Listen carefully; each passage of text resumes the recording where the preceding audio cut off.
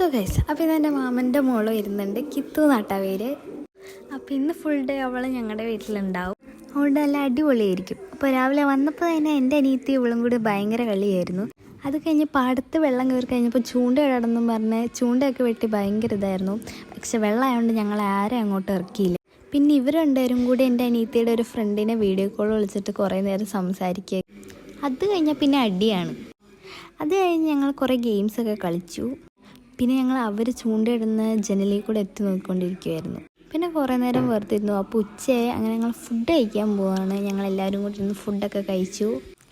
അത് കഴിഞ്ഞ് എൻ്റെ കുഞ്ഞിന് പോയിട്ട് ചൂണ്ടയൊക്കെ മേടിച്ചുകൊണ്ട് വന്നു. അത് കഴിഞ്ഞ് കോഴിയുടെ കുടലൊക്കെ വാങ്ങിച്ചുകൊണ്ട് വന്ന് മീൻ പിടിക്കാൻ വന്നു.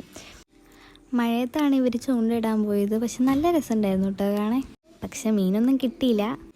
അത് ഞങ്ങളുടെ മാസ്റ്റർ ഷെഫായ കിത്തു ഇവിടെ ഞങ്ങൾക്ക് കുറേ കാര്യങ്ങൾ ഹെൽപ്പ് ചെയ്ത് തരുമായിരുന്നു.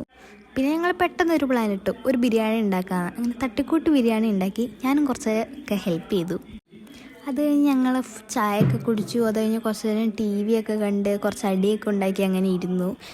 അത് കഴിഞ്ഞ് അവർ ചൂണ്ടയിട്ടത് പോയി നോക്കാൻ നിൽക്കുമായിരുന്നു. പക്ഷെ അപ്പോഴും മീനൊന്നും കിട്ടിയിട്ടില്ല. പിന്നെ ഒന്ന് അടി ഉണ്ടാക്കിയിട്ട് നിൽക്കുന്നതാണിത്. അതൊക്കെ കഴിഞ്ഞ് ഞങ്ങൾ ബിരിയാണിയൊക്കെ ഉണ്ടാക്കി അതൊക്കെ കഴിച്ചു. നല്ല ടേസ്റ്റ് ഉണ്ടായിരുന്നു, തട്ടിക്കൂട്ടാണെങ്കിലും.